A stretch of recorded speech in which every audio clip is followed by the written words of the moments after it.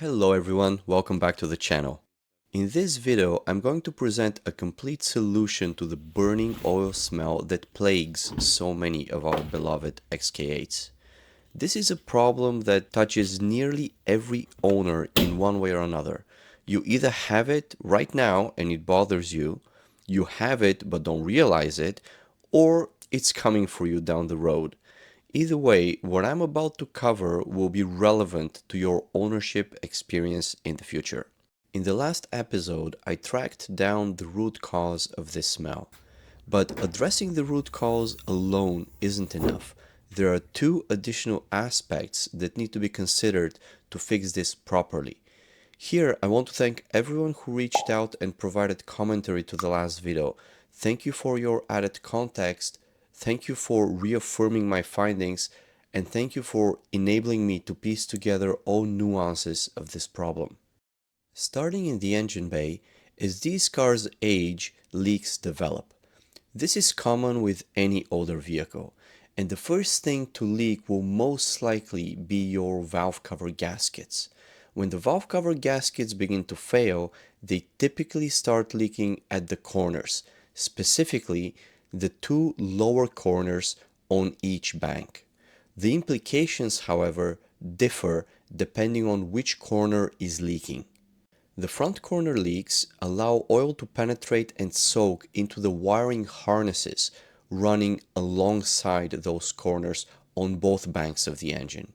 Once oil gets in the harnesses, gravity pulls it downward, where it can work its way into electrical connectors and sensors. The rear corner leaks are the primary source of the smell. Oil drips from those corners directly onto the exhaust heat shields. Once oil lands on those heat shields, it starts evaporating rapidly due to the extreme heat. We're talking temperatures easily in the hundreds of degrees. We have immediate proximity to the catalytic converters here. And that's what produces the unmistakable burning oil smell. To put things in perspective, here's a quick look at a Porsche Panamera with the 3.6-liter naturally aspirated V6 with leaky valve cover gaskets. You can see oil absolutely showering those heat shields. What I'm dealing with on my Jag is a walk in the park by comparison. Fixing the root cause is essential, but we also need to clean up the oil that has already accumulated on the heat shields, wiring harnesses, and surrounding areas. In the last video, I did a first pass at removing the bulk of the oil buildup, and I'm glad to say it made a real difference. The smell in the cabin is now almost completely gone. But as you can see with the endoscope camera, there is still residual baked on oil clinging to the heat shields. We'll tackle that properly in just a moment. Now, this third aspect is the most subtle and the least obvious one. So why is it that this burning oil smell affects the XK8 to such a degree? There must be something specific about this engine bay that allows the smell to enter the ventilation system. Here again, I would like to express my gratitude to a viewer who spotted it and directed my attention to it. Once I read his comment, it all clicked. The culprit is this gap right here. The bottom plastic shield has warped, opening up a gap at the top. The moments when I notice the smell most strongly are when the engine is fully up to temperature and I'm sitting still, idling, let's say at a red light. Here's what I believe is happening. The cooling fans kick in and begin to push hot air rearward through the engine bay. Most of that air escapes underneath the car, but some of it gets forced by the fans through this gap into the cavity behind the plastic shield. From there, it travels directly through the cabin air filter and straight into the passenger compartment. You might think, once the oil leak is fixed and the smell is gone, the gap is no longer a concern. But consider this. On a cool day, say 15 degrees outside, if I set the HVAC to pull in fresh outside air with no air conditioner, the air coming into the cabin is always warm. I can never get that genuinely cool, fresh outside air streaming through the vents. The reason is that a portion of the air delivered to the cabin is being drawn from this gap, pulling in hot and smelly engine bay air rather than cool, fresh outside air. Similar to what I mentioned in my last video, when it comes to the valve cover gaskets, I will change those in a separate dedicated video, and at that time I will also replace my secondary timing chain tensioners, which are not yet done on this car. So the valve covers will come in their own separate video down the road. Now, when it comes to cleaning, I'm simply going to spray degreaser onto the heat shields. I'll allow the foam to sort of gravitate down. After that, I'm going to brush and I'm going to rinse with clean water. These brushes are $12, no, sorry, about $7, maybe even less for 12 count. So I just got them off Amazon. That will allow me to agitate the oil down there, and hopefully I'll be able to push it off of the heat shield and then rinse. Now, a quick note here, when we have water mixing with electrical wiring, sensors and so on, usually never a good idea. We have to be careful. But if you think of the XKR, the bonnets of the XKR have the air vents, right? And from the factory, essentially this area of the engine is designed to tolerate water flow through these vents down the side of the engine. So hopefully there are no issues, at least on this side. The other side is a bit more complicated because of the air intake and the alternator, which is at the bottom. We'll tackle that after, but for now, I'm just working here. So spraying the degreaser, agitating with the brush, and this is pretty long. It will allow me to, back and forth, back and forth. This may take some time, but should be able to push that buildup of oil away. And I'll just in case cover the entire length here, after which I'm just going to rinse.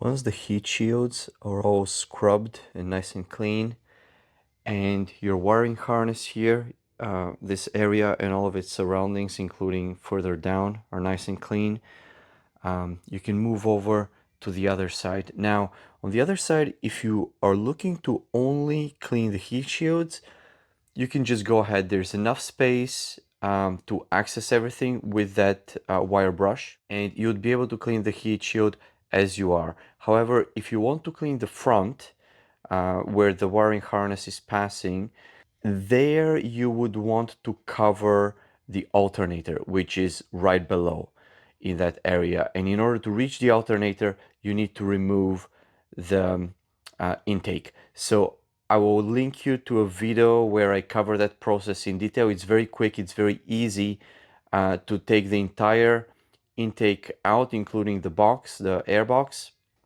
and then you would have even cleaner access to the heat shields on the other side and the front corner, and the alternator will be protected underneath. So once all of that cleaning is done, essentially you're trying to minimize the areas and the sources of oil evaporation within the engine bay so that there are less fumes potentially reaching the cabin. Once that's all done, remember to blow dry at the end, and ideally leave enough time for any remaining droplets to fully evaporate and dry out before you drive the car. Now, when all of this is done, we're going to focus here on the gap. There are two plastic pieces coming together here. One is this horizontal cowl at the top, and the other is also plastic, sort of 45 degree. It's not fully vertical, it's kind of 45-degree piece here, which acts as a separator between the engine and the firewall at the back, and this sort of zone with the wiper mechanism and the cabin air filter. Now, this piece has a lot of penetrations through it, right? So You see these bolts. There is the throttle cable passes through it. These metal stiffening braces pass through it as well. All of these spots have rubber insulators around, right, to try to prevent air from passing through, but this is never going to be airtight, right? So we can't really achieve pure air tightness here, but we want to minimize the size of the gaps. So how do we address this problem here? This is clearly warped due to the excessive heat. I guess one more problem to add to the list of what kind of problems are caused by the excessive heat in the engine bay. I have a video on that. This is just another aspect that could be added to the list there. Jaguar doesn't sell new pieces like this anymore, so you won't be able to get this brand new. If you get one from a wrecker or scrapyard, chances are it's either bent or it will bend soon. There are a few options, none of them are ideal, but I'll try the most simple one just to validate that closing this off will indeed reduce the flow of hot air from under the engine into the passenger compartment.